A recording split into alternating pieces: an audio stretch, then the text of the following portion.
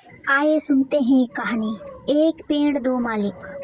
अकबर बादशाह दरबार लगाकर बैठे थे। तभी राघव और केशव नाम के व्यक्ति अपने घर के पास स्थिर आम के पेड़ का मामला लेकर आए।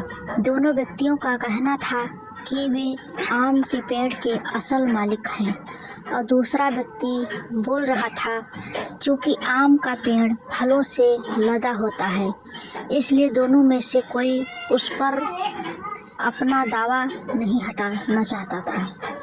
मामले की सच्चाई जानने के लिए अकबर राघव और केशव के आसपास रहने वाले लोगों के बयान सुनते हैं, पर कोई फायदा नहीं हो पाता। सभी लोग कहते कि दोनों ही पेड़ को पानी देते थे और दोनों ही पेड़ के आसपास कई बार देखे जाते। पेड़ की निगरानी करने वाले चौकीदार के बयान से भी साफ नहीं हुआ कि पेड़ का असली राघव है कि केशव है, क्योंकि राघव और केशव दोनों ही पेड़ की रखवाली के लिए चौकीदार को पैसे देते थे। अंत में अकबर थक हारकर अपने चतुर सलाहकार प्रेमी बीरबल की सहायता लेते हैं। बीरबल तुरंत ही मामले की जड़ पकड़ लेते हैं, पर उन्हें सबूत के साथ मामला साबित करना होता है कि कौन सा पक्ष सही है और कौन सा झूठ। इसलिए वह एक नाटक रचते हैं। बीरबल आम के पेड़ की चौकीदारी करने वाले चौकीदार को एक रात अपने पास रोक लेते हैं। इसके बाद बीरबल उसी रात को अपने दो भरोसेमंद व्यक्तियों को अलग अलग राघव और केशव के घर झूठे समाचार के साथ भेज देते हैं और समाचार देने के बाद छुपकर घर में होने वाली बातचीत सुनने का निर्देश देते हैं। केशव के घर पहुंचा व्यक्ति बताता है कि आम के पेड़ के पास कुछ अज्ञात व्यक्ति पके हुए आम चुराने की फिराक में हैं। आप जाकर देख लीजिए। यह खबर देते वक्त केशव घर पर नहीं होता है, पर केशव के घर आते ही उसकी पत्नी यह खबर केशव को सुनाती है। केशव बोलता, हाँ हाँ सुन लिया, अब खाना लगा। वैसे भी बादशाह के दरबार में अभी फैसला होना बाकी है, पता नहीं हमें मिलेगा कि नहीं, और खाली पेट चोरों से लड़ने की ताकत कहाँ से आएगी। वैसे भी चोरों के पास तो आजकल हथियार भी होते हैं।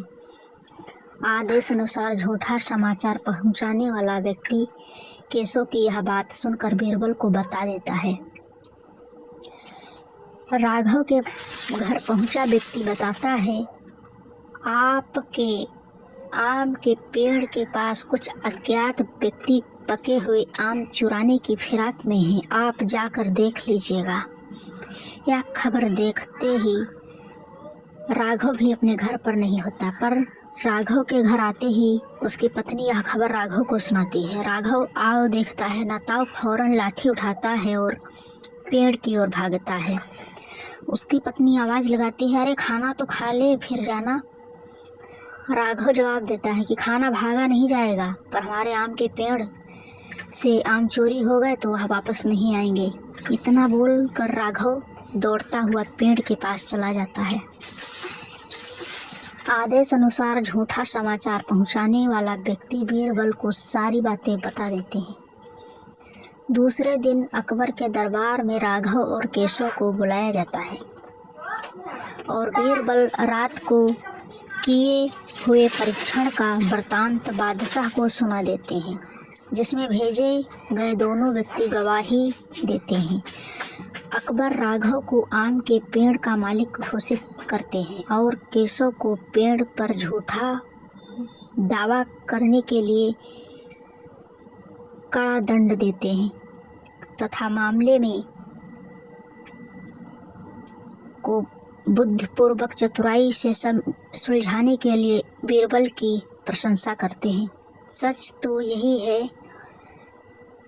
व्यक्ति परिश्रम करके अपनी किसी वस्तु या संपत्ति का जतन करता है, उसे उसकी परवाह अधिक होती है। ठगी करने वाले व्यक्ति को अंत में दंडित होना ही होता है, इसलिए कभी किसी को धोखा ना दें।